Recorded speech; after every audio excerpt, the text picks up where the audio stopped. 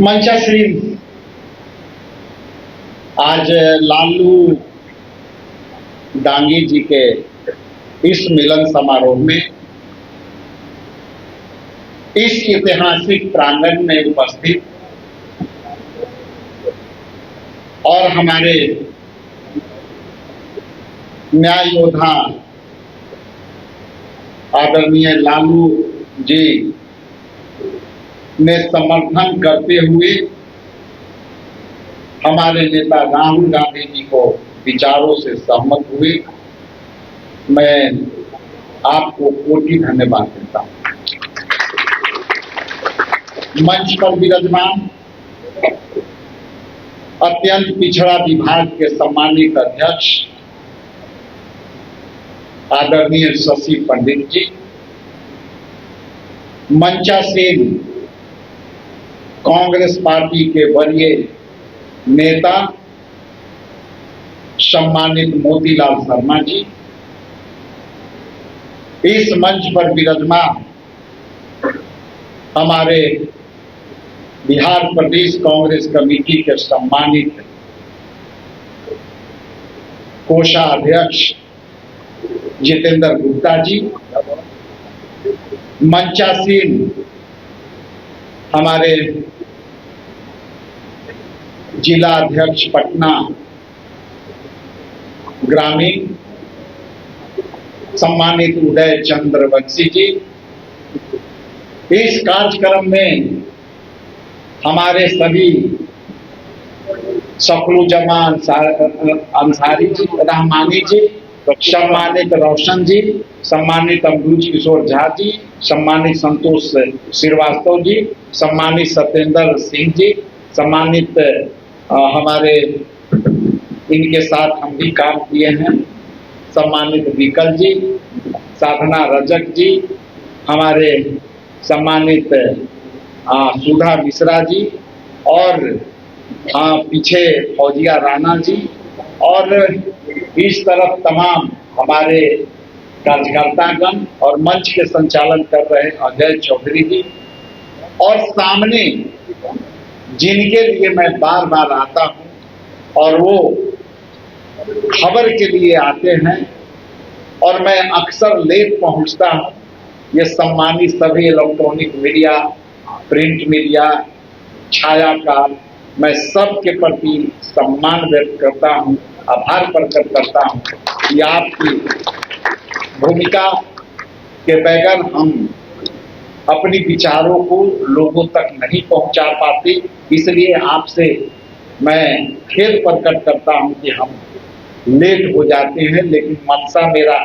Late करने का नहीं है, ये हो जाता है। मैं दो तीन बातें आपके सामने रखना चाहता हूं। अत्यंत पिछड़ा ईबीसी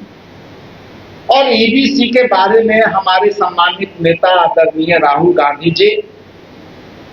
और आदरणीय मल्लिकार्जुन खड़गे जी पिछले बार पूरे देश में के पिछड़ा अति पिछड़ा का सम्मेलन दिल्ली में हुआ और जब दिल्ली में हुआ तो उनकी भाषण की सारे कंटेंट देखेंगे और उनके भाषणों पर आप विश्लेषण करेंगे तो ये स्पष्ट रूप से उनका संदेश है कि हम उन अत्यंत पिछड़ा, अति पिछड़ा और ओबीसी के बात कर रहे हैं जो राजनीतिक तौर से, आर्थिक तौर से अपनी आबादी के बावजूद भी इनको राजनीतिक हिस्सेदारी नहीं मिली और जो पार्टियां सामाजिक न्याय की बातें करती रही और जो पार्टियां सामाजिक न्याय के बदौलत सत्तासीन हुई, आज ओबीसी और ईबीसी को केवल वोट का टूल समझकर, वोट का अधिकार से इनकी अधिकार से सत्ता में बैठे, लेकिन इनकी अधिकारों देने में नाकाम रहे। इसलिए मैं आप सभी से, जो वीआईपी पार्टी के आकर के हमारे कांग्रेस पार्टी में आए हैं, हालांकि वो भी हमारे गठबंधन के पार्टनर हैं, यदि पार्टनर के पार्टनर कहीं दूसरे जगह आते हैं तो मीडिया वाले से निवेदन है कि इसको अन्यथा ना देखें। हम कहीं भी रहेंगे, एक दूसरे को मजबूत करते रहें। हिस्सेदारी और सामाजिक न्याय और 50% की आरक्षण के दायरे को बढ़ाने की बात, आर्टिकल 15(5) के नियमों को, जो सरकारी संस्थाओं के अतिरिक्त गैर सरकारी प्राइवेट सेक्टर में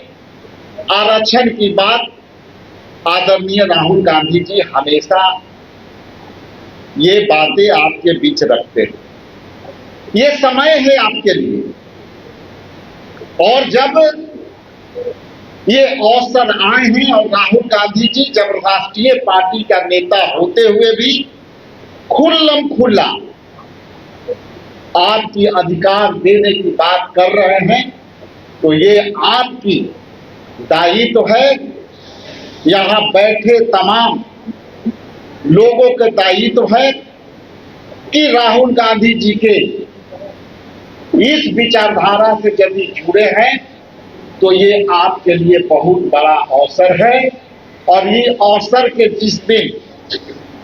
आप अपने अधिकारों के रूप में प्राप्त करना चाहते हैं, तो आने वाला समय में आपको तेजी से संघर्ष करना होगा, वरना SIR के माध्यम से जो गहन वोटर पुनरीक्षण का नाम पर 65,64,000 नाम बाहर किए गए हैं, उसमें खास करके यहां बैठे लोग के भी कई परिवारों के नाम कटने की सूचना हमारे पास आने लगी। इसलिए 2014 में भाजपा की सरकार आई और 2024 में पुनः बनी, तब उससे 65,64,000 वोटरों का नाम काटने की आवश्यकता नहीं महसूस हुई। और जब 2025 में जब बिहार विधानसभा के आम चुनाव होनी है, तो आपके नाम हटाए जा रहे हैं, ये आपके लिए चुनौती होनी चाहिए। इसलिए आज यहां से जब निकले तो ये निर्णय लेके जाएं कि आपके बूथ पर, आपके मोहल्ले में, आपके पड़ोसी का कहीं नाम तो नहीं छूट गया, कहीं नाम तो नहीं कट गया, ये आपको देखना होगा। तब ये अवसर पर आप शायद राहुल गांधी जी के विचारधाराओं को धारदार तरीका से आप वोट के चोट से ये बैठे झूठ फरेब की सरकार को आपको बाहर करना होगा। ये चुनौती आपके सामने है, ये बड़ी अवसर है, और ये अवसर चूक गए तो हम समझते हैं कि आपकी अवसर जाएगी। राहुल गांधी जी के क्या, वो तो लग्जरी लाइफ जीने वाले लोग नहीं हैं। वो आपके लिए खुल्लम खुला अपनी पार्टी के विचारधारा के आगे आगे सब कुछ सहन करते हुए आपके लिए संघर्ष कर रहे हैं। इसलिए ये आपका दायित्व है कि वोट के चोट से आप राहुल गांधी जी को मजबूत कर रहे, वरना भूल जाइए कि आने वाला समय में ना संविधान बचना है, ना वोट के अधिकार बचना है। इसलिए साथियों, आपसे निवेदन करते हुए अपनी वाणी के विराम देता हूं कि उन चुनौतियों को पार करना पड़ेगा। यदि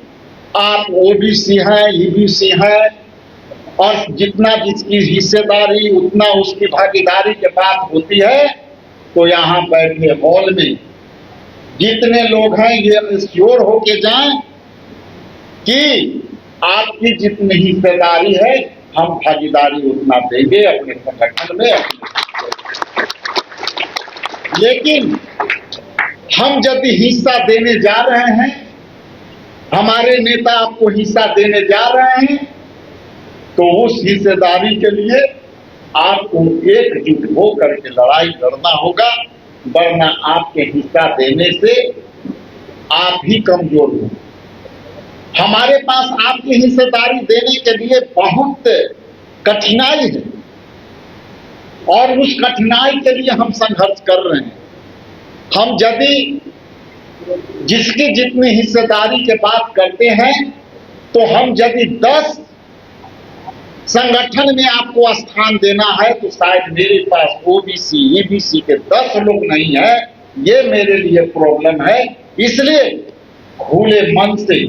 और खुले विचार से आपसे आग्रह करते हैं कि कांग्रेस पार्टी से आप जुड़िए। चूंकि आपको यदि हिस्सेदारी देना है, तो आप यदि दिखेंगे नहीं तो हिस्सेदारी कैसे मिलेगी। इसलिए आप कांग्रेस पार्टी के विचारधारा से जुड़ें, उनकी सदस्यता लें। चूंकि यदि हम 4 टिकट देना है, तो हम 4 टिकट देंगे आपको, लेकिन हमारे पास वो संख्या होनी चाहिए, सक्षम होनी चाहिए। ये हम आपसे आग्रह करना चाहते हैं। संगठन में भी, बिहार प्रदेश कांग्रेस कमेटी के संगठन में भी आपकी हिस्सेदारी के मैं पूरे ताकत से हिस्सेदारी देने का प्रयास कर रहा हूं। लेकिन जब आप जुड़ेंगे ही नहीं हमसे, हमारी बातों पर, हमारी नेता राहुल गांधी जी के, खड़गे जी के बातों को ही विश्वास कर करके यदि नहीं जुड़ेंगे, तो हम हिस्सेदारी चाह करके भी देने में हम मजबूर होंगे। इसलिए जहां भी जाइए पूरे बिहार में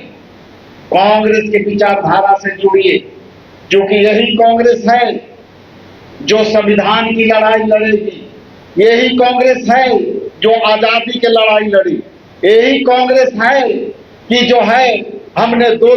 प्रधानमंत्री बलिदान दिया, यही कांग्रेस है जो हम बांग्लादेश को जो है अलग किया। आज यहाँ सत्ता में बैठे लोग एक जो है सिंदूर को भी बढ़िया से नहीं चला सके, ये सिंदूर को भी बढ़िया नहीं चला सके। इसलिए आपकी चुनौती बहुत बड़ी है। इन्हीं चंद शब्दों के साथ आप सबका पुनः आभारी।